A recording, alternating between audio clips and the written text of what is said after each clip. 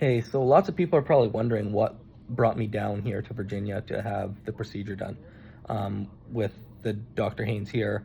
And basically, I've had two surgeries in Canada that have both failed, screw issues all over, and no Canadian surgeon thinks that there's mobility at that joint or motion, and that all the hardware is intact. The video that my doctor sends me says totally otherwise. So I am going to play that right now, and then after I will let you know what he is going to do to resolve that. I guess what has already been done, but what his plan was before the surgery. Right. Hey, Mr. Weigman. So we just want to show you what I was seeing on your images. So this is your CT scan. When I look at your old Bertolotti's, that's the joint right there, and it doesn't look like it's fully healed through. I can still make that black line out through there. The other thing we see is, and this is a good example right there.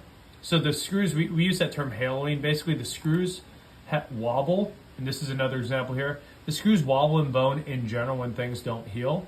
So I see some of those black lucent lines around the screws. That's typically indicative of wobbling, which is, again, the term's haloing, so kind of a hallmark of lack of fusion.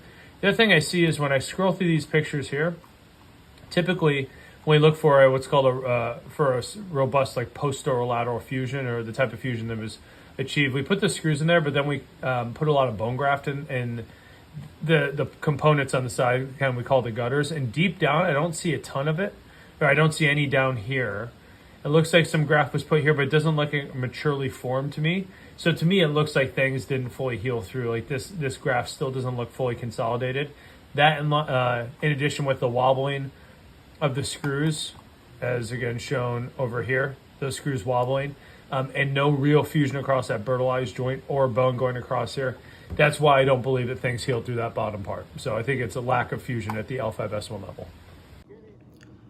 So I hope after watching that video of him explaining kind of what has been going on with my spine and the hardware in my spine, you can kind of understand why I had to come down here, because there was nobody in Canada or Saskatchewan who even saw anything wrong with my spine.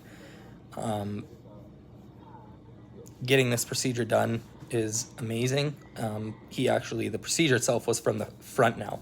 So they removed the disc at the L4-5 level and put a disc replacement mechanism and implant in there. The L5-S1, the level below, the lowest level where I have those joints and bones rubbing, he put in a interbody cage with BMP and grafting, and those things are gonna stay in there forever. Today I'm feeling really good. It's been about 24 hours since surgery has been completed, and I'm already feeling and walking better than before. So I'll continue to add more stories. Just keep following along.